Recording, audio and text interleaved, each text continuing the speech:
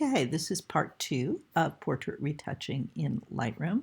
In this video, I'm going to be working on a different subject, still a very traditional portrait done in the studio, but this subject is a woman of a certain age rather than a young man in his 20s.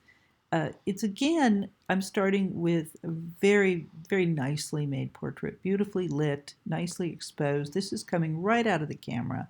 The only thing I've done is to crop it. And Diane's a beautiful woman, and everything is going right in this portrait, but I want to actually do some retouching just to make sure, again, that we're paying attention to the strengths of her beauty and of this portrait itself, and not worrying about or paying attention to or being distracted by other blemishes. Now, I'm not going to be trying to make her look 25, but I want to make her look her very best. We'll start again with our standard corrections, and then I'll do some glam stuff at the end. I'm going to go through some of these really quickly because it's a repeat of things that we've done before.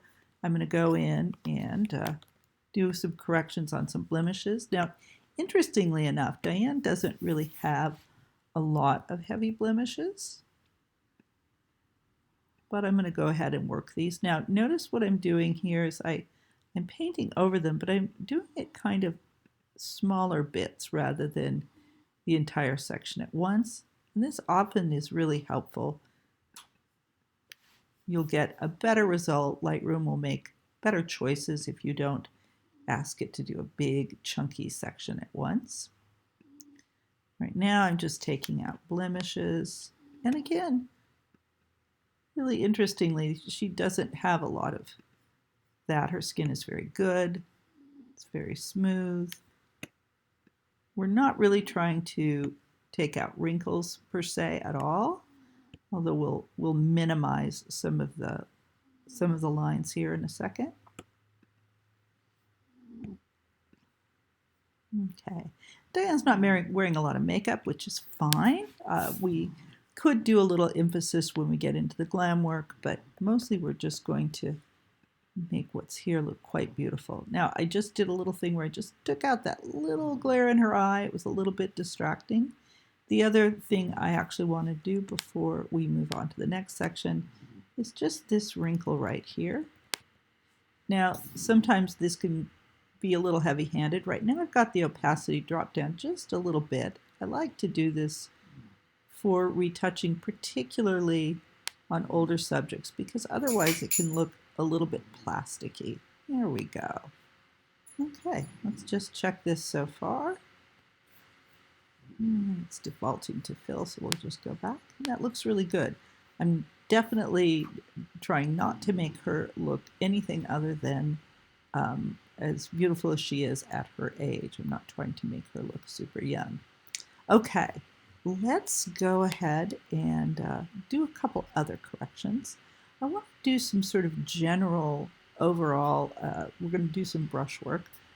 Even though the lighting is really good, I noticed that there's quite a big hot spot over here. So I'm going to start just with an exposure. Let me take the exposure down just a tiny bit, and remember I can adjust this and make a very nice large brush. Now, one of the things about the brushes is you can actually have the pins show up. You notice how these pins are here. You can do that auto, you can do always, you can do selected or never. The auto will work fine for now, but in a little bit I might take those off. So with large areas, make a large brush, make it quite feathered in order to sort of softly bring this in. And I'm just taking the overall exposure in this area down. Oh yeah, that looks good. Just so we're not quite distracted by that area. Good. Now, the next thing I'm going to do is a little bit more complicated. And needs a very delicate hand. I may not do it perfectly on the first round. This is something that you often have to spend some time really finessing. But what I want to do is work to take out some of the redness that is not in all of her face, but in part of her face. Now I could do an overall adjustment, but I'm preferring to go in with a brush and just work on individual areas. Now I want to go ahead and select an area on her nose, which is one of the more problematic parts. I'm going to zero out my brush because I'm going to make a custom brush. Let's see, flow, density, that all looks pretty good. And I'm just going to take this area here, which is one of the areas that I really think needs some help. I think she may have been out in the sun. So I'm going to go back, make that a little bit more precise. There we go. And it's just distracting. Okay. Take that overlay off. Now this is where it gets tricky because we need to do a combination of changing the color balance. We want to get away from the magenta, a little bit away from the yellow, but we don't want to be heavy-handed with it. And we also want to desaturate ever so slightly. You notice if we go too far, it starts to look sort of bruised looking. So we just want to take it down just the tiniest bit. There we go. Take the density up just a tiny bit. There we go. That's very nice. And just the tiniest bit of exposure up. Ooh, I want to be very careful of that. And now as we move around to other areas, hopefully this will continue to work. That was the area I was most concerned with. But we can also come in and just do a little bit of correction here and here. So I'm just looking at those areas. She's got a little bit of redness to her skin. I'm going to be very careful. This is actually going pretty well. Now, one of the reasons she actually has some redness to her skin, that's part of how her skin is. But the other thing that's happening is we put this beautiful red scarf on her, which she really loves, but the light is bouncing off of the scarf into her face and making that redness a little bit more exaggerated. Okay. Oh, that's much better. You might find a couple more spots. Just a little bit on her forehead here. Oops, looks like I lost that brush. Where is it? There we go. Yeah, that's the one. Good, just making sure I'm on the right brush. A little bit up here. A little bit in her hairline. That's interesting. I think she was out in the sun.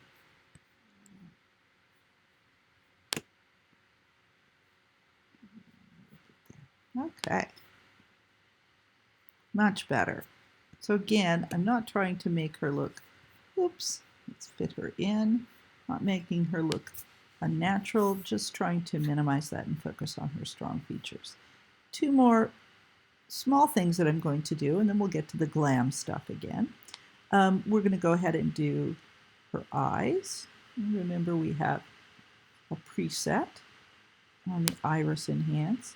Now, it always takes the saturation up, a little bit of clarity. I like a little more clarity, and I like to add whites. Let's go ahead and zoom in. Let's actually take all these pins off because they get kind of distracting. And we'll go into the eyes and just brighten those up. Very nice. And that just makes them shine. Now, that's done. I'm going to go to a new brush. Click over here, new brush. And now I'm going to choose teeth whitening. And this is a very subtle one. This is the desaturation, a little bit of exposure. And this actually helps to take some of the yellow out of the teeth and also to just subtly brighten them up. Again, you don't want it to be so over the top that it makes it seem like you painted the teeth white. You just want a little bit. There we go. So now this, to my mind, and of course everybody is different. I don't know why it's not defaulting to fit. There we go. This is a very nice standard portrait retouching. If you wanted to leave it more natural and weren't concerned about a glamour portrait, this is as far as you need to go. But we probably want to do just a little bit of glamour. Now, I'm going to start, I think, just with going back to the brush, doing a custom exposure. Let's go back up, grab exposure, and just bring this up. I'm just going to come in and just start by just adding a little bit of highlights to her hair. We didn't do, oops, I don't want that. We didn't do a hair light on her. And so it's kind of nice to just add a little bit of that. That's pretty subtle. The other thing I want to do is to go ahead and do our usual, we'll do a little dehaze. Ooh, we don't want to go that far, but maybe let's just experiment with a combination of dehaze and a little bit of drop in clarity just to make her look a little fuzzy. Okay, let's just check in here. Okay, that's a little bit glammy. Let's do a little bit more of the clarity. And then I want to do one other thing, which is to go ahead and put a spotlight on her. I'm going to do this with the radial. Now be patient, this is going to start off very badly, but as we adjust it, it will work. So I'm going to put the radial filter. I'm going to invert it. I'm actually going to zero everything out too. So I know that whatever I apply is going to happen on the outside.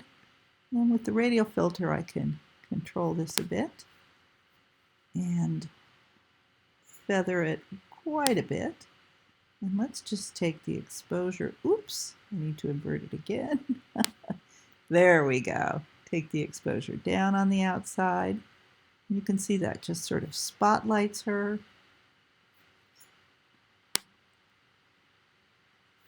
The other thing I want to do with that is actually really exaggerate.